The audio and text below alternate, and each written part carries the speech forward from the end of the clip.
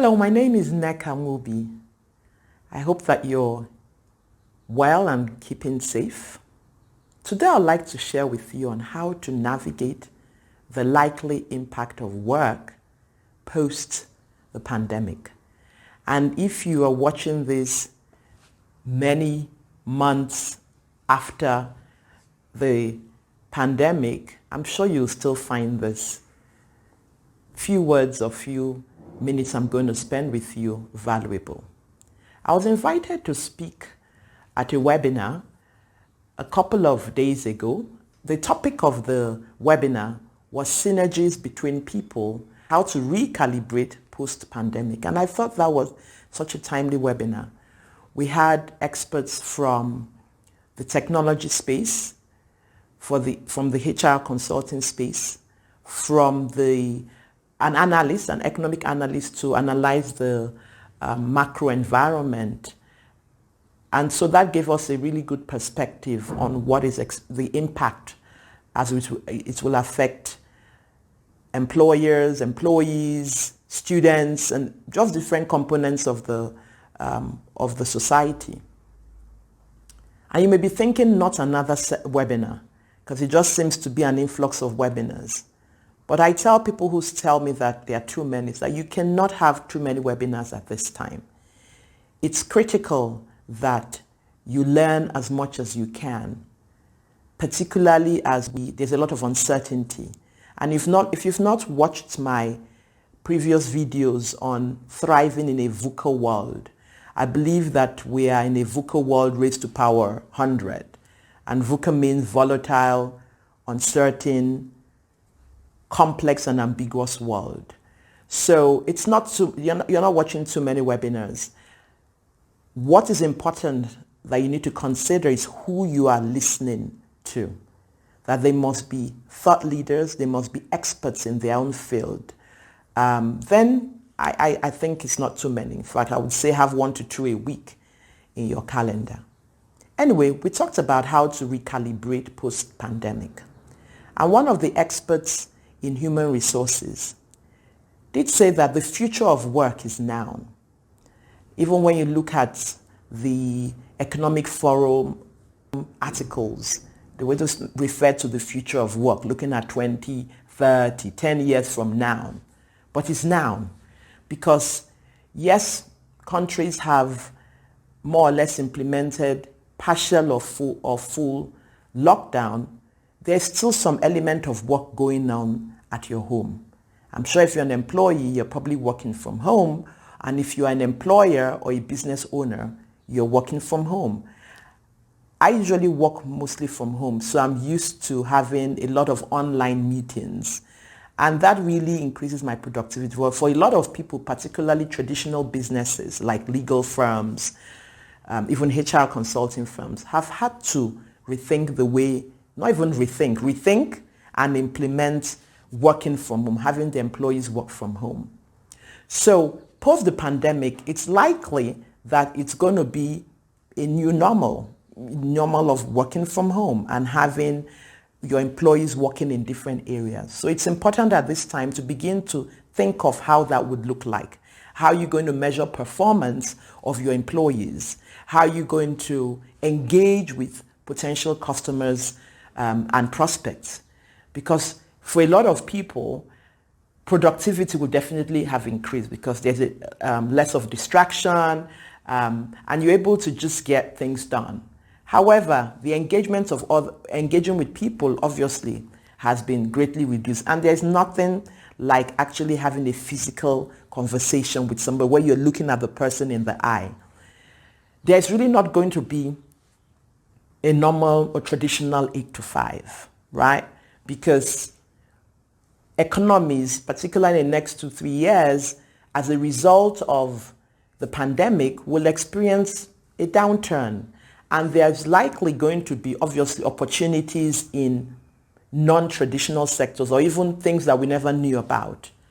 And so there's going to be an increased focus on pay for performance because employers obviously have to manage their expenses. And yes, we've seen a bit about the gig economy, and the gig economy is when you have short-term contractors and freelance, and that's increasing. But you're going to see just an exponential growth in that. So as a self-employed person or a business owner, begin to think of how you're going to be able to engage short-term contractors and freelancers. And if you're an employee, it's also important to begin to think about, how are my skills transferable?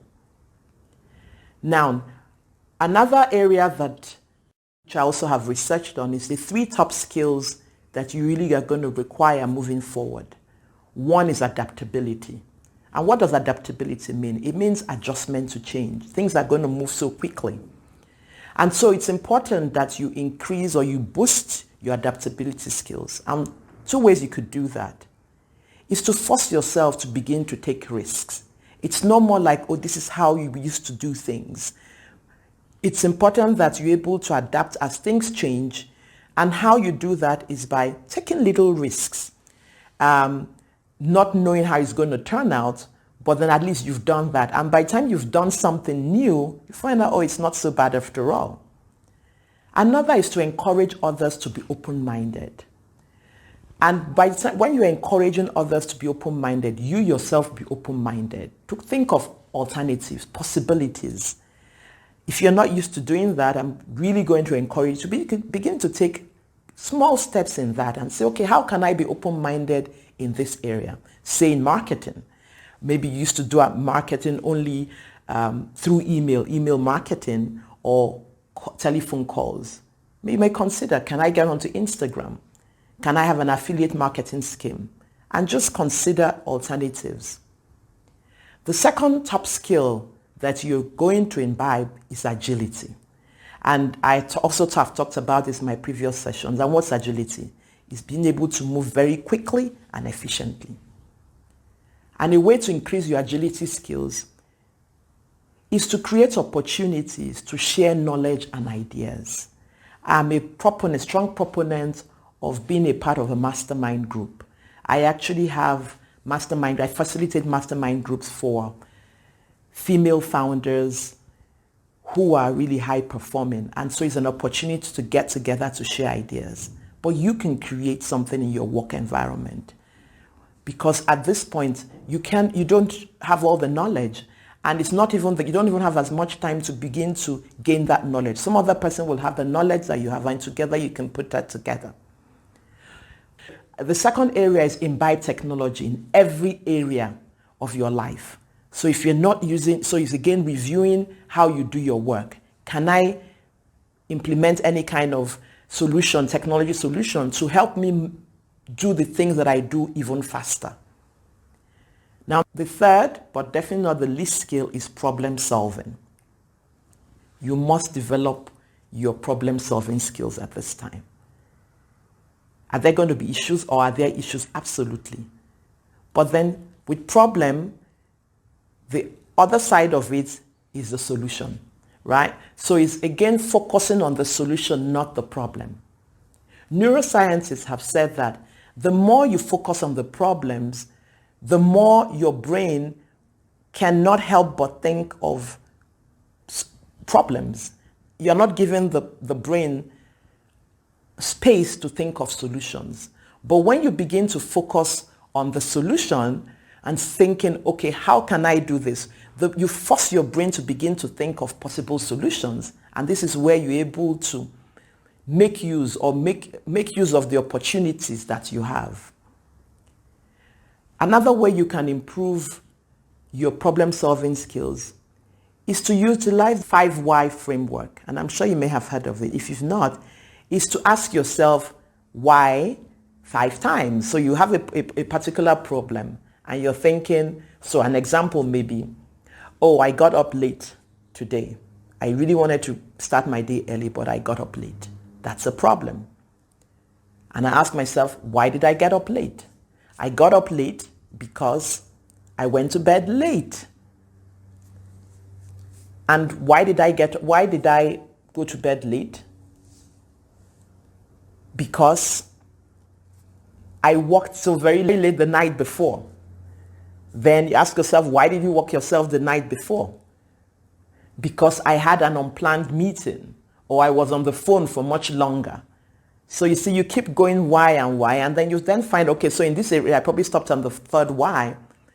And then I have to look at, okay, why didn't I manage my time wisely? Or maybe I had too many things. And so you then look for a solution to solve the initial problem whereby I had an unplanned activity and I didn't manage that well. I hope you get the gist of what I'm trying to say. So for every problem you have, using that 5 why framework, you will be able to come up with a solution to solve the underlying problem.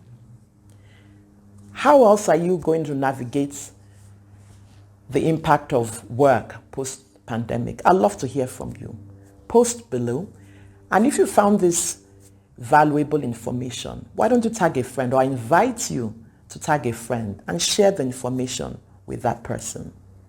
Also, if you're not a part of my Facebook group community, which is called the African Entrepreneur Profit, I interview different experts from time to time, and I'll be interviewing the chief marketing officer of Microsoft, and we're going to talk about all things marketing.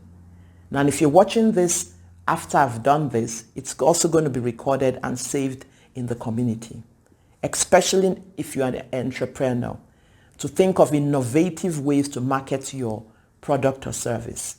So the link to that group is also below. Until the next time I speak with you, endeavor to live a significant life.